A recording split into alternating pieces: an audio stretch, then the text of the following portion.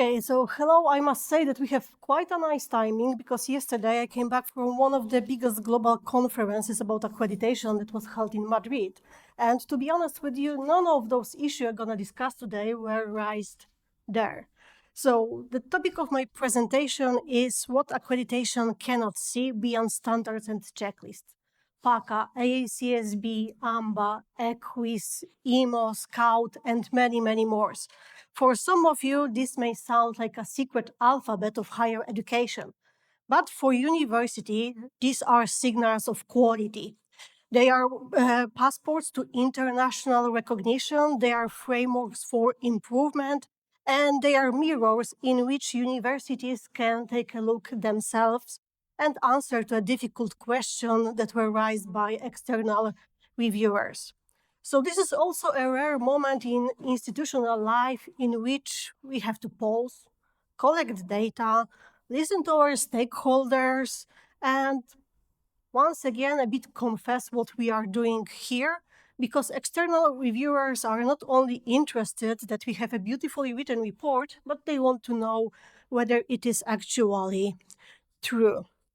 So we can say that this accreditation can be difficult. They can be demanding. Very often they are uncomfortable, and reviewers sometimes can be hard for us. But this can also be very powerful because once this recognition is granted, it hardly ever stays as internal document. It starts to travel. You're gonna see it on our websites. You're gonna see it in marketing campaign. It is also a kind of good card in negotiation with our partners and potential donors. So very often this accreditation changes into something that is quite important for us and something that is visible, and this is position. Position in national evaluation, position in international rankings, position in the eyes of students, alumni, partners, ministries, and again, donors.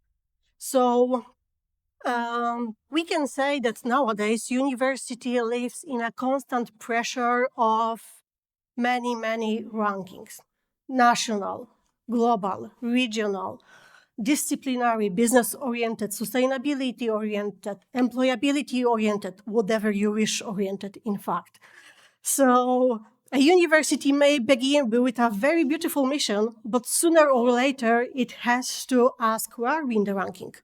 Are we moving up? What indicator are we missing? What we have to improve in the data so we can jump higher into the rank? And I know something about this because, as most of you know, I'm a statistician, I'm dealing with MSA, and I have done my accreditation about composite indicators and rankings. So I do understand why they are important, because they help simplify the complex reality that is hard to navigate through. It gives one number for the decision makers to evaluate something that is in fact kind of invisible. But I also understand the danger because a ranking and an indicator is hardly ever just a calculation. It is a choice of indicator, a choice of weight, a choice of method, a choice that what's gonna be visible in the model and what's gonna stay outside. So I don't want, and kind of same is for the accreditation because they do not see everything. But do not get me wrong, I think that accreditation matters. But instead, asking the usual question, what accreditation see, because they see a lot. They see curricula, they see learning outcome, they see whether we have financial support for our students, whether we have internships, whether the mobility possibilities exist, whether we have internationalization, what is the scientific output, and a lot. But there are still issues that accreditation do not see. And it is also important to emphasize that accreditation, rankings, and position create a very important architecture in the institutional life. But what we have to remember is the fact that every architecture has shadows. And today's are those shadows that I would like to discuss. So, what does accreditation not see? So, what remain invisible behind the standards and checklist? What escapes the language of indicators, and what remains silent between what is written in the report and what is lived in the institution? Because a university can be compliant but still be tired. A curricula can be accredited but still be unequal. And we may have a procedure, but nobody may care about them. So, what are the shadows of those accreditation that I haven't heard a word during the last 4-day conference? Trust. The first thing that accreditation didn't see is trust. The trust of a student who is not afraid to ask a question I do not understand without fear of being humiliated. The trust of another student who is not afraid to ask for help before the failure is just around the corner. The trust of a teacher to confess this method didn't work, I have to fix it. And the trust is very important because without the trust, institution cannot change. If we do not trust in what we are doing, sooner or later people will learn what to say, what to write in the report, and this will not change anything. And this should change what is the most important in the education, so the experience of a student. The accreditation may not see courage, the courage of a person who is the first in the family who enters higher education, the courage of a person who studies in a language that is different than their own, and the courage of a dean, the dean director of or quality lead who is saying, yes, the number is okay on paper, but in fact, whether the reality behind this number is also correct. And this is fragile. This requires this requires, again, trust to the leadership. Because without that, again, we cannot change. So if we cannot communicate the bad news, people also will learn how to prepare good reports, but then the improvement will not be there. The accreditation also do not see intellectual honesty, and of course not the one that we have written in all the ethics manual, but the one that is lived in the university, because the report may be complete, but it may not be true. The kind of honesty, again, requires time and safe. What we may also not see in the accreditation tables are academic care. So something that very seldom looks spectacular because it is not produced in the numbers, it is not visible in the indicators, and you will not see it in the minutes or the reports. But it is very often the difference between student staying and student leaving. So this academic care you can see in the discussion during the corridor. The email sent by a teacher asking what's going on while you are not attending my classes. The care of thesis supervisor who is not only asking, hello, where is the next chapter, but also how are you coping? So this is the difference between being perceived by an institution and being seen as a person. And one of the last things I want to discuss today is informal culture. So again, those small conversation that we have between teachers and students, the way how junior staff are spoken to, the way how students are welcome.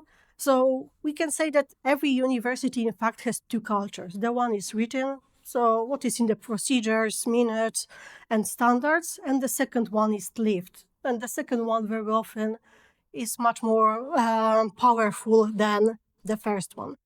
So what I want to say that education, it does not really happen in the tables, standards, and indicators. It happens in the relationship. It may be the one sentence from your teacher that's gonna stay with you for many years. It may be the one question during the seminar that will change the way you are looking at something. It may be one of those meetings that will push your career in a totally different direction. This is something that you will never see in any accreditation report.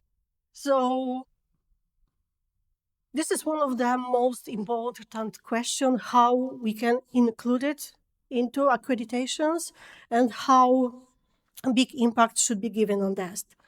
And there is also one very uncomfortable indicator that is not visible in the accreditation report that very often has the biggest impact about the student's journey, and those are money. Because accreditation see whether we have financial support. Accreditation check whether we offer mobility, whether we offer internships, whether we have laboratories, libraries, and access to digital materials.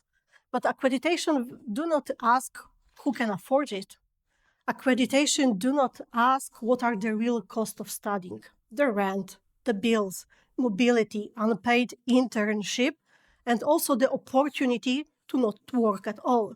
So in accreditation, you will not see what may be very important for our students. So whether they are attending classes after 8-hour shift, whether they can in fact afford to go to any mobility program, and so on. So we may have a beautifully written learning outcomes, but they are achieved by real people with real bills, responsibilities, and real bodies that, of course, sometimes are getting very tired. So we should ask question not only what do we offer, but who can afford to use this offer, because access on paper is not exactly the same as access in the real life.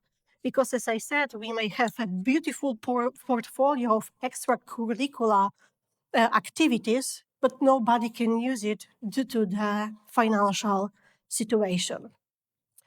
So accreditation, I would say, is checking whether the doors are open, but they are not checking who is able to enter through those doors.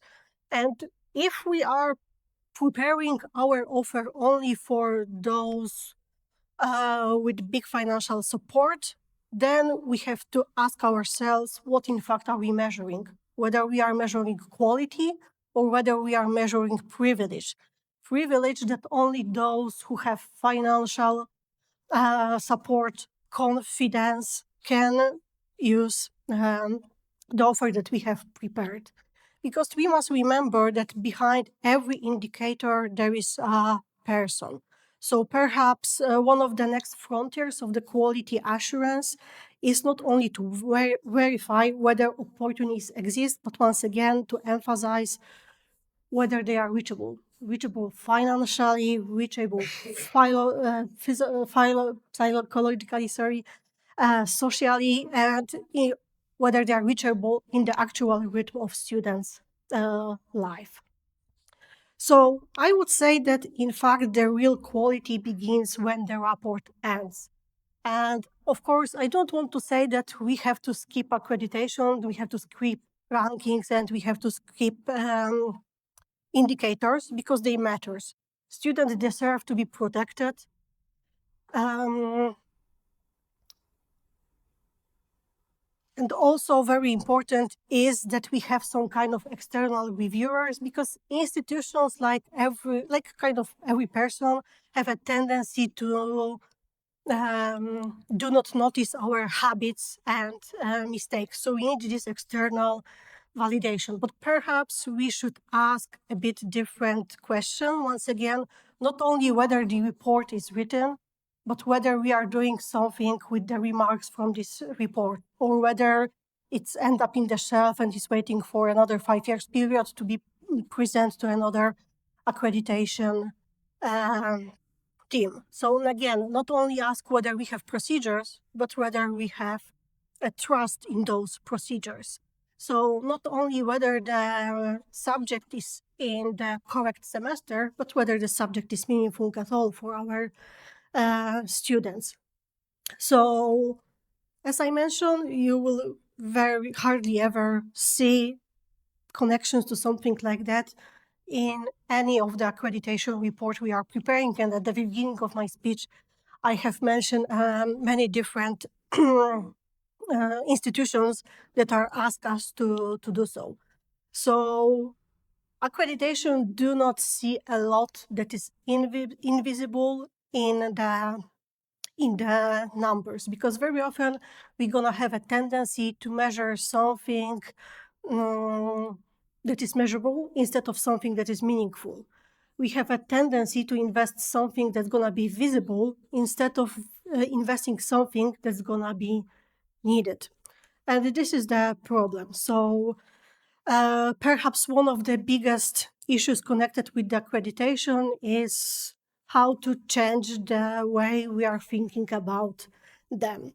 Because as I said, and I want to emphasize it once again, the quality begins when the report ends. So it is in the student who stayed, in the teacher who listened, in the administrator who cared, and in the institution to dare to be honest. And perhaps that is where the true quality begins. Thank you.